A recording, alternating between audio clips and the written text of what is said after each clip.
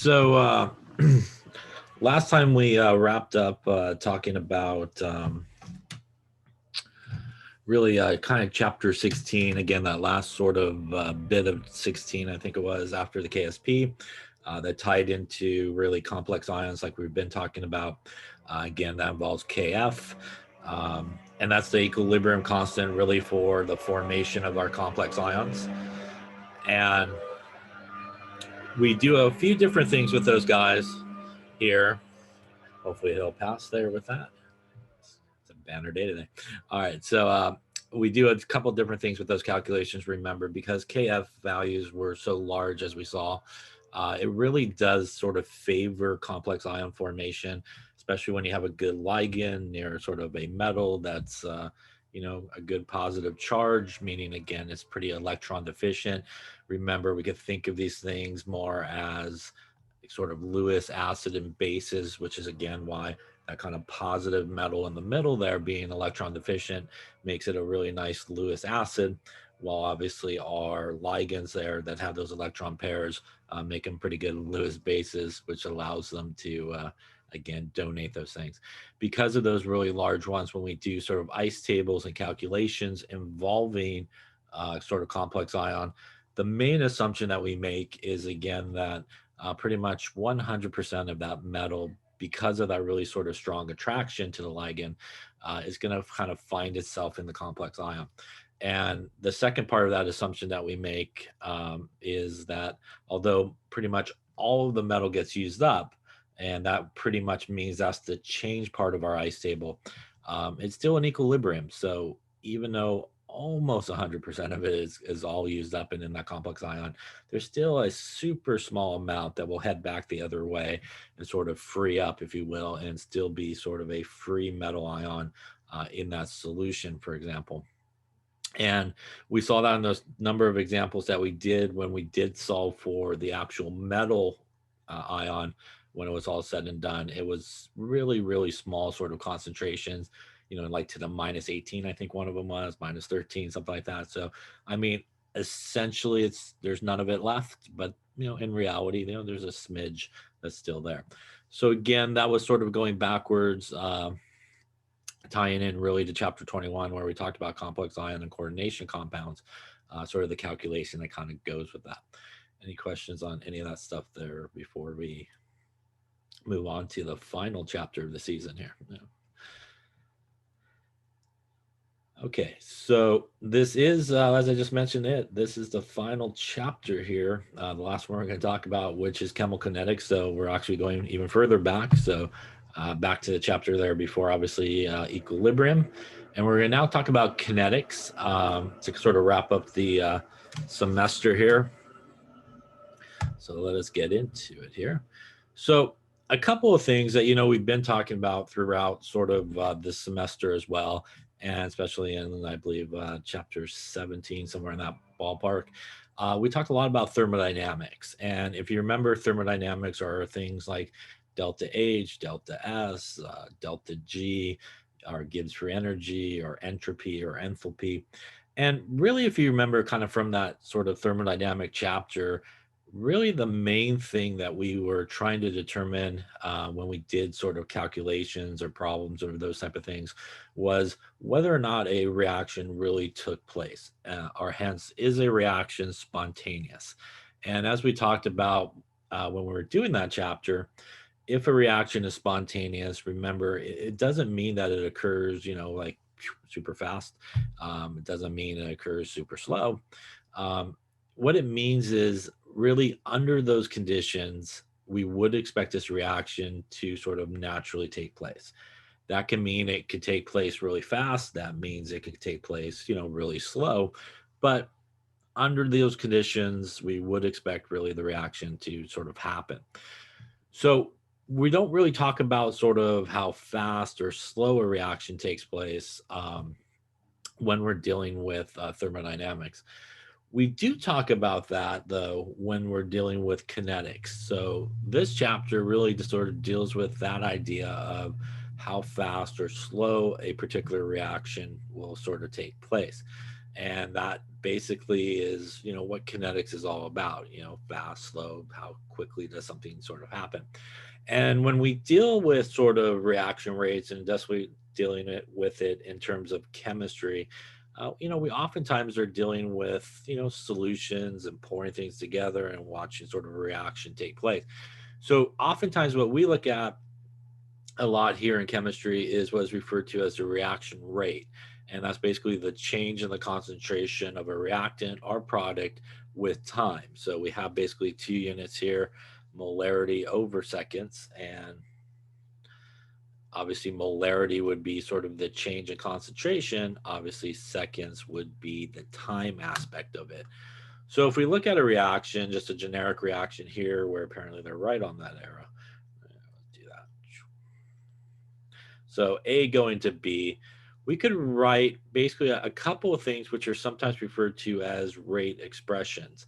And we could say that the rate is equal to, and this is a minus, so I'll bring it over a little bit closer there, minus the change in the concentration of A over the change in time. And the change in the concentration of A, that little delta, means basically kind of like your final minus your initial concentration for that period of time. We could also write sort of a rate expression for B, which would be the rate is equal to the change in concentration of B over the change in time. Now, there is a note here, again, this negative is here on this guy, but not here on this one. So no negative here. So why do we have a negative on one, say, versus the other? When we look at a reaction like this is, again, not a reversible reaction. So this is sort of a one-way street, if you will, heading towards the product side. So we definitely know that as this reaction proceeds, it obviously is 100% heading in basically this direction. And because it's heading in that direction, what we would think over time is the amount of A in this example, which is our reactants, should start to decrease with time, right? So in order to make products, we pretty much need our reactants to kind of react, right? So where you would have a lowering of the amount of A over time, while we would have an increase in the amount of B over time, right? Because we should be making our products, so we should see a lot of product formation sort of occurring. So the negative is there for our sort of reactants, and we don't need the negative there for our products. The other real reason is typically when we talk about a rate, like we are here, these guys are positive numbers. So the purpose also of this negative is to make sure that we do end up with a positive rate. And why would we not end up with a positive rate if we didn't have the negative? Well, let's think about what I just said. If this reaction is proceeding to the right, and just for example, we started, say, with 4 molar of this guy and 0 of this guy, we'll just kind of make up numbers. We should expect as this reaction proceeds and starts that the amount of A should decrease to 2 molar, right? And maybe this guy increases to 2 molar. Again, just random numbers.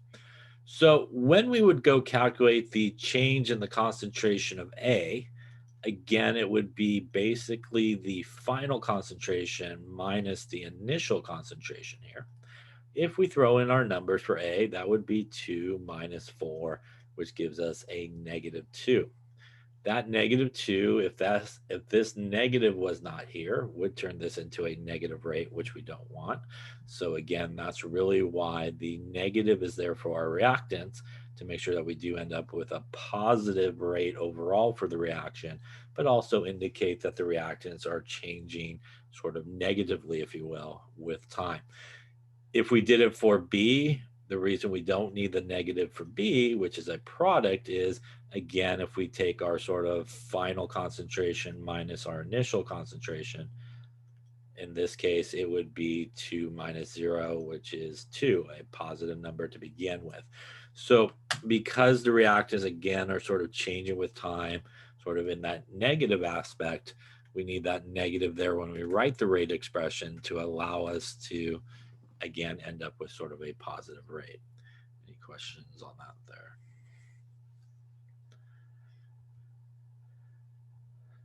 So again, that negative important when we're talking about how a reactant is changing with time, but again, not necessary for our products. So if you have a question, which can happen here, and we'll talk about some a little bit later on, that you're asked basically how, for example, A is changing with time, you would want to leave that negative in there to indicate that it's decreasing. If you're talking about the average rate of the overall sort of reaction, you obviously would not want the negative to be there.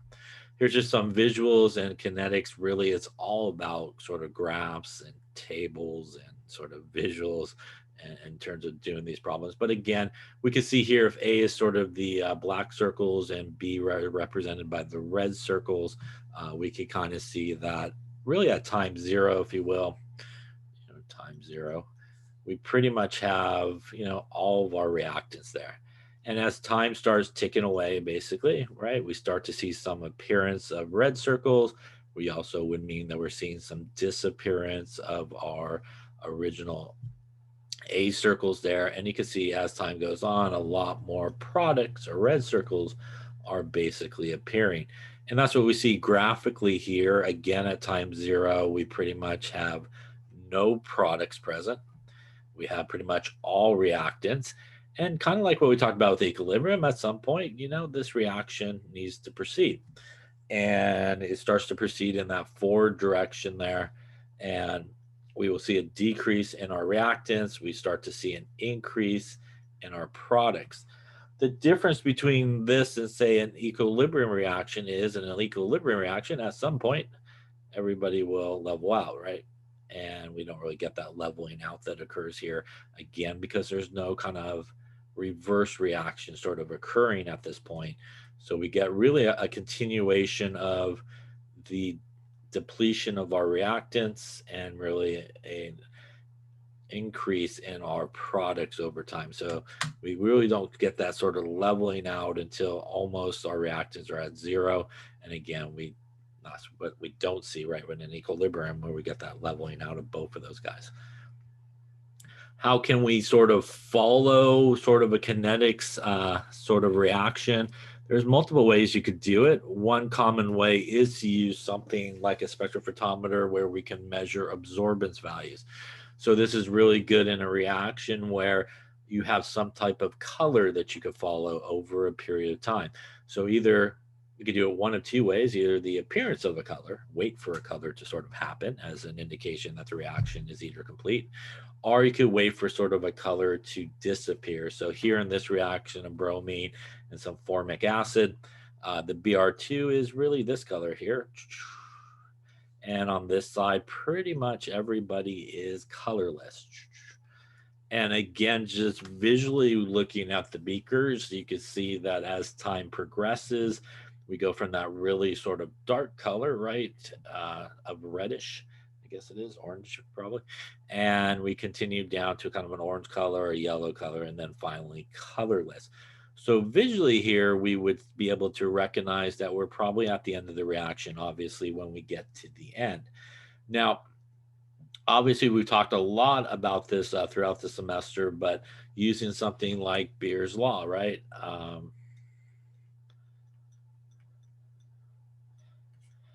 Which allows us to really relate absorbance values to concentrations. So although we're following the color changing over a period of time, we do know from sort of our conversation that the change in this case, for example, of the Br2, which is really the only colored sort of solution here, um, over time is proportional really to the absorbance value. So remember, sort of the darker color that we have of that solution, the higher the absorbance value, right?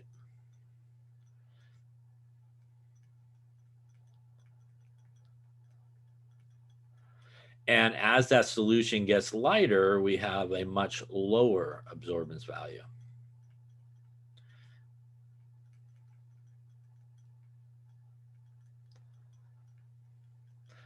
Or even in this case to colorless, right? In terms of obviously here.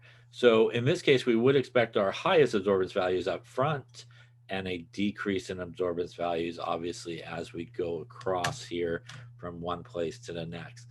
Now, Also really important, as we saw in some experiments and we talked about along the way, that when we do this, we do want to always pick a wavelength of light that's being absorbed that's really the maximum wavelength, right?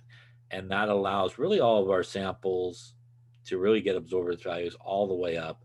Again, if we chose a maximum wavelength over in this region, we're pretty much going to get like no readings of our solution, right? They're all going to be pretty much off of scale. The other thing that we talked about is, remember that when we look at the color of a solution, the color that we see is actually the complementary color to what is being absorbed, right? So although we may, for example, in the little cartoon there, or even in the picture, see sort of a reddish color in terms of what the solution looks like, we would not set the spectrophotometer to the red color. We would set it to sort of its complementary color, is most likely where that maximum absorbance would be. So doing something like following absorbance values over a period of time, um, following those absorbance values using something like Beer's law. I don't know, remember what symbols you guys use here, but we'll go with EBC, I think. We could have our absorbance, we have our concentration and our path length and molar absorptivity.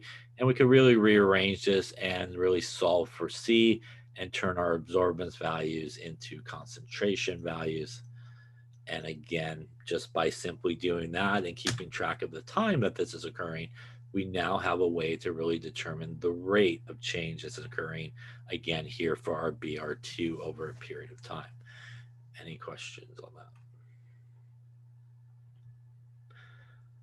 Here again is a couple of things.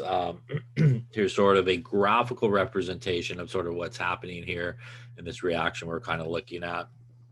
Again, on the left here, we have our graph of the concentration of BR2 over time, which is in seconds. And we do see a decrease basically in the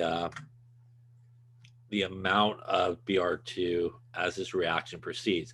And again, that's what we would expect, right? Is again a decrease in the BR2, because again, the BR2 is needed to make our products, which should be increasing over a period of time. And we sometimes talk about two types of sort of rates, if you will. We talk about sort of like a average rate, which is basically our change in a concentration, for example, here of our BR2 over our change in time, which again is our final minus initial, both our concentration and time. And sometimes we talk about sort of an instantaneous rate, which is a rate over a specific period of time, basically. So here we have some of our guys in terms of our rates over specific periods of time, 100 seconds, 200 seconds, 300 seconds. And again, you can see over those kind of individual windows, we have some different rates happening. Maybe it's occurring a lot faster. The rate's sort of slowing up as time goes on. If we think about the entire sort of reaction as a whole, we could think about the sort of average rate of how it's changing over the entire period of time. So you could kind of liken it to like when you're driving. So for example, if you're driving from here to say Arizona or something like that, maybe along the way you're driving 65, 70, 75 when you cross the border, maybe not before you cross the border, 80, 85, hopefully not 90, 95 or anything like that. But, there could be windows of time, obviously, where, if you were driving maybe a little faster, there's going to be windows of time where you're driving a little slower. Don't want to miss that last off ramp to get anything to drink, right, or eat before it's all desert.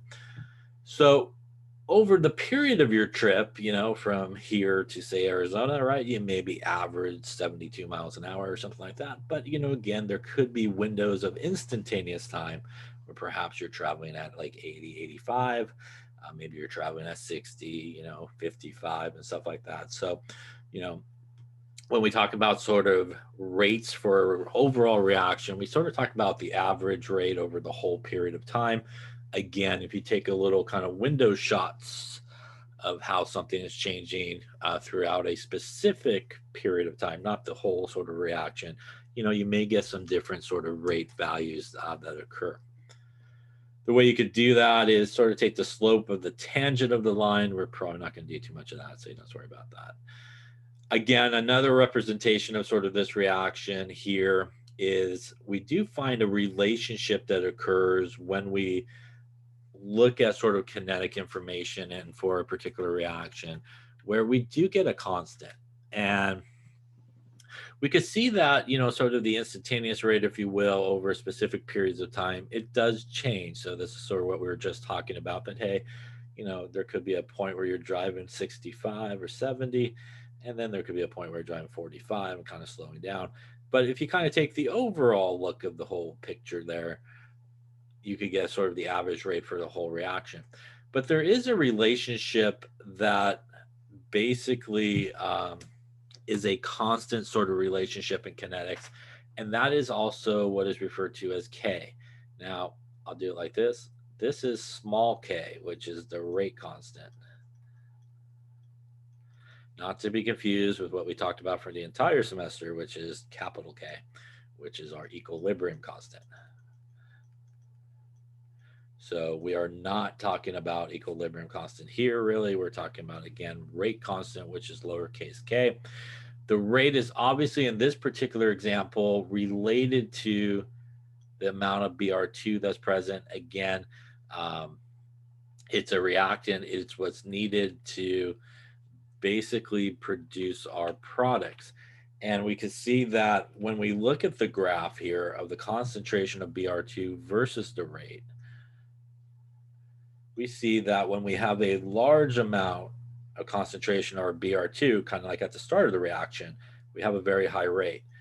As it goes over a period of time, our concentration of Br2 is getting smaller and smaller, and we do see a decrease in the rate. Again, sort of like the idea of limiting reagents, right? So, at some point, you're going to essentially use up all of that reactants, right? Which means no probability or possibility of making products, which obviously would mean at that point, you would expect the rate of this reaction to hit pretty low and almost be over at that point. So this is what is referred to as a rate law here, and we'll talk more about it later on in this chapter. The rate is equal to the rate constant times the concentration of Br2. Using the rate law, we could actually solve for the rate constant, and gives us the rate over the concentration of Br2 in this case, and we get something like 3.5 times 10 to the minus 3 reciprocal seconds. First off, the number is not really important for us. It is specific for this reaction that we're looking at here. But what we do see is, again, the rate constant throughout the whole thing here is relatively a constant value.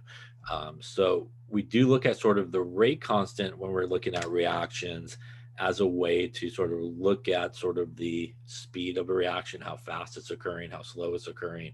And again, it gives us sort of a constant value throughout sort of the time period. As you can see throughout the different time spots, our rate constant is pretty constant, even at 50 seconds, 100 seconds, 200 seconds. The rate constant is relatively constant versus sort of the instantaneous rate at that time is changing a lot. And again, it gives us sort of a overall picture of how fast a reaction is proceeding in a sort of normalized way and consistent way of looking at sort of the speed of a reaction. Now, when we look at something like the units here, where do we get these sort of reciprocal second units? It does come from actually the units involved in here.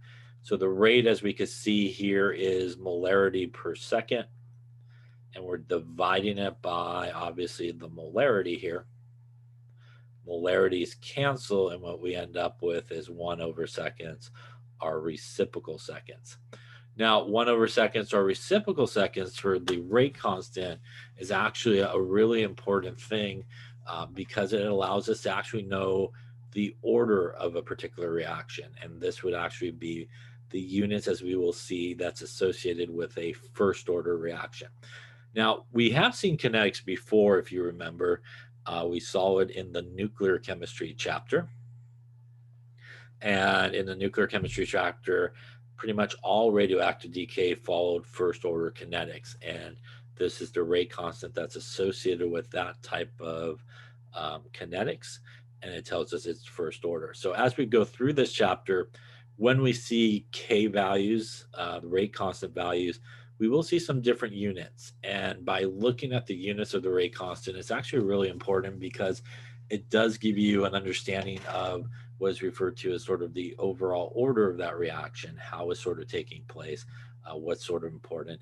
And there will be different sort of kinetics equations depending on whether, for example, it's a first order equation, a zero order equation, a second order equation. And again, we'll talk about all those things a little bit later on as well as we continue through here.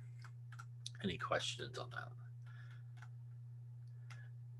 So obviously a couple of things when we do reactions, a lot of times in chemistry, right, we really do sort of deal with solutions. So a lot of times we deal with solutions that have colors so we can follow the absorbance values. It works really well for kinetic sort of experiments. But what happens if we sort of are dealing with something that is sort of colorless or something that is involving a gas? So for example, here, we got really a colorless solution here, but it does produce oxygen gas in this particular case. And in oxygen gas, we can actually also do sort of a kinetics experiment. When we deal with gases, as you can see there, we got PV equals nRT. That is the ideal gas law. So we think about gases, we think about pressures, and we think about obviously we could follow pressures, right? So if we actually take the ideal gas law, for example, PV equals nRT, and we actually solve for N divided by V, and that would be P over RT. Now, let's think about what these things mean in terms of the ideal gas law, right? When we have N over V, in the ideal gas law, obviously N is moles, V has to be in liters. So we are just solving for moles per liter. That is actually the molarity, right? So you can actually use something like the ideal gas law in an experiment such as this, and it will allow you really to sort of achieve kinetic information by following what would we need to follow in this case? Well, we would need to really follow just the pressure, right? So if we look at this, pressure is really the only thing that we would need to follow. R is a gas constant. And if you probably did this experiment, you probably would have done it at a constant temperature. You're probably not going to sit there in a room where the temperature is changing. So really R and T are essentially constants in this sort of experiment. So by simply following the pressure of O2 in this particular example, it does allow us to actually figure out how the concentration is changing over time in this particular reaction. We're able to obviously do that in this reaction because if we look at the reaction here, the only thing that is a gas is O2, right? So that means the only thing that could cause pressure would obviously be O2. So if we start to see pressure occurring and increasing and so forth, we definitely are seeing the formation of this gas, which indicates that this reaction is obviously heading towards the product side. So in this case, rearranging sort of our ideal gas law there, we do end up with a way of following really what is happening with our O2 over a change in time. Just got a little kind of messed up there. So I'm just kind of basically what I have on the other side. It's 1 over RT times P, basically. So basically, we're again just need to follow the pressure. That will give us really the change in pressure. We can add time to that. And again, that gives us a very convenient way that we can follow how the concentration is changing over a period of time. So again, this illustrates that you don't necessarily always have to have something that will give absorbance values. You could actually, do these things with things that are sort of colorless and wouldn't give you absorbance value over that. And again, here, as I was talking about, this is a graph of pressure versus time. The formation of O2, again, being the only gas, is the one that's going to really sort of signify the pressure increase that we are seeing here. So as this reaction is proceeding, we would be expecting products to be made in this example. And products being made means O2 is being made. O2 being made means we should expect a increase in the pressure here, again, as time goes on. So let's talk a little bit about reaction rates and stoichiometry and sort of how we deal with it. And if we look at this reaction here, sorry about the arrows. Let me just rewrite that there to A going to B. We can see sort of the stoichiometry that's here. And we do always, when we take into account sort of calculations, obviously involving reactions and so forth, we really do have to take into account usually the stoichiometry. And again, that's that mole to mole relationship. And if you were just doing a regular stoichiometry problem, you would say there's 2 moles of A gives you 1 mole of B, right? And again, coming from our coefficients that we got going on here. We do need to incorporate that into what we saw a little bit earlier, which is what is known as our rate expression. And again, if we don't sort of incorporate the stoichiometry into that, we will end up with sort of the wrong calculation, if you will. So if we were to write the rate expression here for each of these guys, we would say the rate is equal to, and again, I'll make it bigger here, negative 1 over 2, the change in the concentration of A over the change in time. Over here, the rate is equal to the change in concentration B over the change in time. Again, just like we saw earlier, our product side, no minuses. Here on our reactant side, we do have a minus, right? And again, that indicates that we would expect A, which is a reactant, to be decreasing with time, while we would expect B, which is obviously a product, to be increasing with time. Where does the 1 over 2 come from? It actually comes from the coefficient here. So this is taking into the account the coefficient, and what that essentially is doing for you is taking into account the stoichiometry, the mole-to-mole relationship, all in one part of the calculation, where you don't have to sort of do it in sort of 2 steps, if you will. You don't have to do sort of the stoichiometry part and then do the sort of the kinetics part here. By doing 1 over the coefficient, which is essentially what we're doing here, will allow you to get the proper stoichiometry. You may be wondering why there's no 1 over something here, and it's really because the coefficient here is 1. And really, if we wrote it out, which nobody does, you would write technically this is the rate is equal to 1 over 1, the change in the concentration of B over the change in time. Obviously, 1 and 1 is 1, and that's why we don't have anything written there on the bottom. So because the coefficient is 1. So in general, we could write a rate expression for a reaction just like this. And again, this is basically A to the A plus B to the B goes to C to the C and D to the D. And again, here we could say that the rate, which is the average rate, should always be a positive number here, is equal to, again, there is a negative, so I'll make it bigger. There is a negative here, I'll make it bigger. No negatives on the product side. Minus 1 over A, which is the coefficient for our reactant, change in concentration of A over change in time. Again, final concentration minus initial concentration, and obviously final time minus initial time. Same thing with that, equals minus 1 over B, change in concentration, B over change in time. Now we get to our product side here. Again, no negatives. And we get basically 1 over the coefficients for each of those guys as well. So the benefit of sort of doing it this way is, as I mentioned, it really does sort of incorporate both the rate expressions and we do sort of take the stoichiometry into account by taking 1 over the coefficient. So as I mentioned before, that is essentially a nice way that you could kind of do both things together. And again, I'm not sure where it cut out, but I was saying earlier that you can do sort of a regular stoichiometry sort of problem before you do the kinetics problem and stuff like that. And then sort of do the kinetics part of it, or you can kind of do the 1 over the coefficient type of thing. So why don't you take a moment here and why don't you write the rate expression for this reaction here and see what you come up with, and we'll go over it. Okay, so we can look at a reaction like this and write some of these rate expressions. And the nice thing about the rate expression is it will really relate, obviously, reactants to products, products to reactants.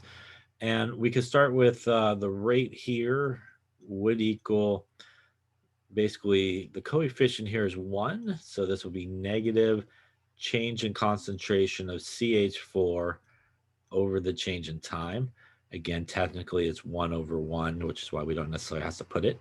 We can also set that equal to our next guy, which is our reactant here. Coefficient is 2 minus, because it's a reactant, 1 over the coefficient. That takes care of the stoichiometry part, change in the concentration of O2 over the change in time. We can also then set that equal to, coming to our product side here. Again, product, so it's going to be positive. Also, coefficient is 1, so basically 1/1. So this would just be the change in the concentration of CO over the change in time. And lastly here, product going to be positive, coefficient there going to give us 1/2, change in concentration of H2O over the change in time. Any question on that rate expression? Now, the nice thing about this is, as you can see, they're pretty much all equal to each other, which means, in certain applications, if you just needed to use part of it, you could just take, like, the first guy. You could also just take out, say, the last guy and sort of just focus in on them. But what ties them together is this guy, which means, for example, if I knew the information about methane, I could use that information to figure out the average rate for this reaction. And once I would know that average rate, I then would know the average rate for this. And that would allow me, for example, to figure out, how water is changing with time. So this is why we could kind of use this rate expression to allow us to figure out how everybody in a reaction is changing. Again, simply by knowing really one piece of information, either the average rate, how a reactant is changing over a period of time, how a product is changing over a period of time. It allows you a lot of sort of flexibility there to figure out, how everybody is changing over a period of time. Any questions on that there? All right, so why don't we try one here with actual numbers, I think, provided we could stay here and nothing happens. For this reaction, given that the concentration of I- changes from 1 to 0.868 in the first 10 seconds, calculate the average rate for the first 10 seconds and the change in the concentration of H plus over the change in time. So why don't you take a couple minutes and see what you come up with, and we'll talk about this calculation here. Professor? Yeah. So I'm a little bit confused. So when you do the rate for reactants, do you want the product to be a negative or a positive? So if you're talking about, for example, how a reactant specifically is changing over that period of time, not the overall reaction, but just specifically how that reactant is changing with a particular time, it should end up being a negative number. Just like if you were talking spit it out there, specifically about a product, how it was specifically changing over a period of time, it would be positive. If you're talking about the entire reaction, like the average rate of the entire reaction, that also should be a positive number. So there's kind of three things that you're sometimes asked for. One, like here, for example, what the average rate of the entire reaction is. That should be a positive number. You're also asked here specifically about a reactant, which actually should be a negative number. Or if you were asked specifically about a product, how it's changing with time, it would be a positive number. So we are given information really about one thing in this reaction, but we're interested in something else. So if we think about the two things we're sort of given information about, it is I minus, which is right here. And obviously we are looking for, in addition to sort of the average rate, is what H plus is doing. So really you could focus in on both of those things sort of separately. We could write a rate expression for each. So the rate would equal -1/3 for the coefficient here for the I minus, change in the concentration of I minus over the change in time. We could also write our rate expression for our reactant, which is H plus, and that would be that the rate is equal to -1/2, again, also because he's a reactant, 1/2 for the coefficient, change in the concentration of H plus over the change in time.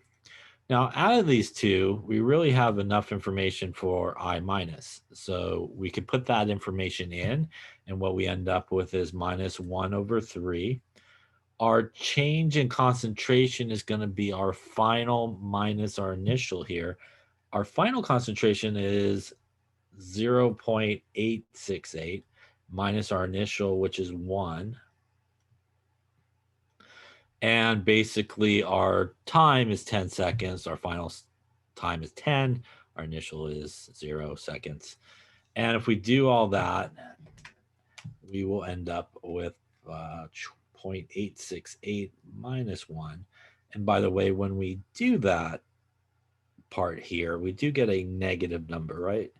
And that negative and this negative is going to turn now our rate into a positive for the overall reaction, which is, what we're trying to do here and get.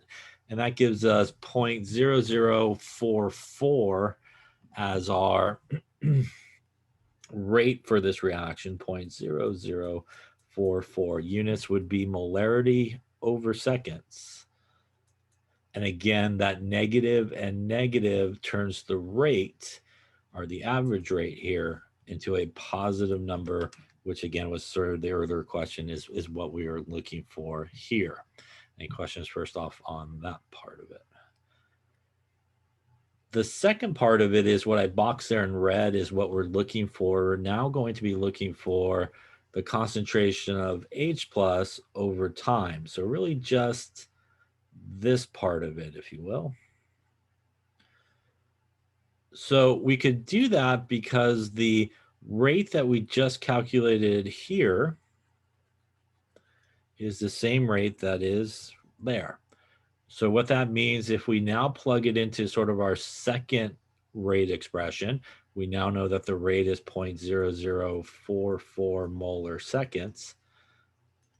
That will equal our -1/2 change in the concentration of H plus over the change in time. Again, if you just sort of isolate this is what we're looking to solve for, basically how H plus is changing with time. That basically means we need to multiply 2 to the other side. And when we do that, obviously we end up with minus 0.0088 molar seconds. Remember, it's not just the 2 that we're multiplying to the other side, but it's also the negative that gets multiplied over there as well. That would equal the change in the concentration of H plus over the change in time. And this should answer, I think, the other question that was asked is here we're specifically talking about here how a reactant is changing with time. And what we see is we end up with a negative basically value there for it to indicate that it's decreasing with time. So the overall rate is 0.0044 molar seconds. Specifically, how H plus is decreasing with time is at a rate of 0.0088 molar per second. Question on that there.